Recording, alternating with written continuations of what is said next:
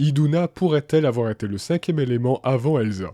Bonjour, bonsoir à tous, ici Skull Shadow, et aujourd'hui je vous partage ma théorie préférée sur la Reine des Neiges 2. En effet, 3 étranges détails, presque 4, pourraient prouver qu'Iduna, la mère d'Elsa et d'Anna, serait ni plus ni moins qu'un des personnages les plus importants de la saga. Commençons tout de suite avec le premier indice, Gale, l'esprit du vent. Galet, je sais pas trop comment ça se prononce. Que pourrions-nous dire de Mister Courant d'Air? À part qu'au moins, il n'a pas été designé pour vendre des peluches, lui. Eh bien, beaucoup plus qu'il n'y paraît. Durant la bataille opposant les arènes des liens versus les Nortuldra versus les esprits, nous voyons que le vent est bel et bien en colère. Sauf que, lorsqu'Elsa revisionne le souvenir du sauvetage de son père par sa mère, qui s'est donc déroulé après la scène de bataille, Gale est présent, tout à fait calmé et aide à sauver Agnar. Alors que les éléments essaient de tuer tous les humains et ont failli tuer le prince. Comment expliquer ce changement d'humeur soudain? Eh bien, comme nous le savons grâce à Elsa, l'incarnation du cinquième élément est capable de calmer les esprits. Donc si Iduna était bel et bien le cinquième élément de sa génération, ça expliquerait pourquoi Gale se serait brièvement calmé à son contact. Si ça se trouve, l'air que chante Iduna pour l'appeler est peut-être un air magique qu'Elsa aurait pu fredonner pour calmer les esprits instantanément. Si sa mère l'appelait avec ce chant, c'était peut-être pour lui dire « ne va pas te battre directement avec eux, chantant une berceuse ». C'est logique. Au fait, si vous aimez mes théories, sachez que vous pouvez me retrouver en live sur Twitch minimum 3 fois par semaine, où je fais essentiellement du gaming et du dessin. Vous pouvez également rejoindre le Discord de la Skull Shadow Organization pour accéder au planning des lives, fomenter pour la domination des multivers ou juste papoter. Ainsi que Twitter et TikTok, mais ça commence à faire long. Tous les liens sont en description. Je confonds entre Nior et Eloria. Et Elior... Attends... C'est Eloria ou Eliora? Non, oui, c'est Eliora. Non, non, c'est... voilà, vous m'avez compris. La guimau. Je suis un froid, mais quel monde, non. Les grenouilles géantes. Je me suis fait gober par une tout à l'heure. Thunderbolt. J'ai dit Thunderbolt.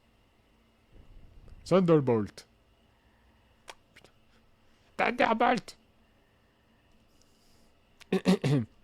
Thunderbolt. Thunderbolt.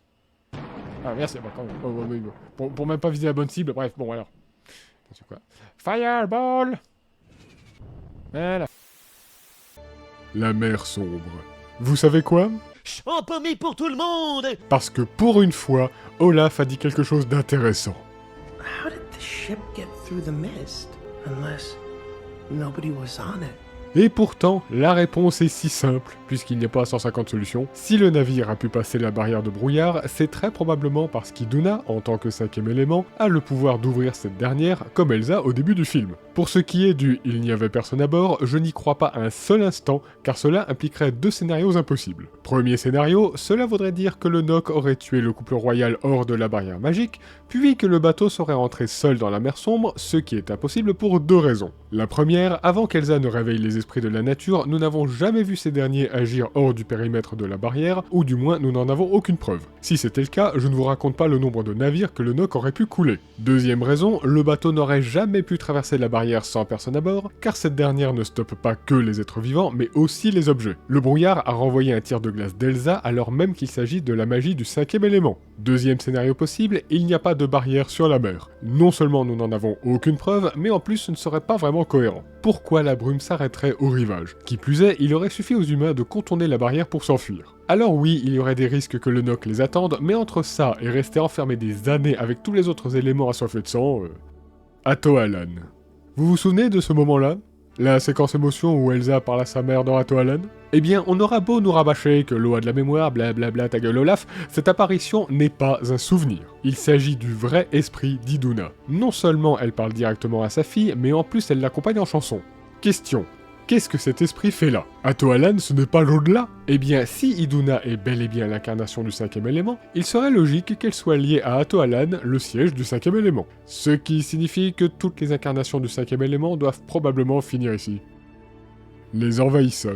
Saviez-vous qu'Iduna venait d'une tribu différente de celle des Nortuldra, laquelle a été massacrée par des envahisseurs quand elle avait 5 ans? Elle est d'ailleurs la seule survivante. Quelques questions se posent. Pourquoi attaquer une tribu qui n'a aucun objet de valeur? Et pourquoi attaquer cette tribu précise? Il est possible que les envahisseurs ignoraient la présence des éléments et voulaient juste conquérir des terres. Mais il est également possible qu'ils étaient au courant et espéraient contrôler les éléments en kidnappant l'incarnation du cinquième esprit, ou une autre façon de s'octroyer son pouvoir. Mais d'avis que nous en reparlerons probablement dans le troisième film.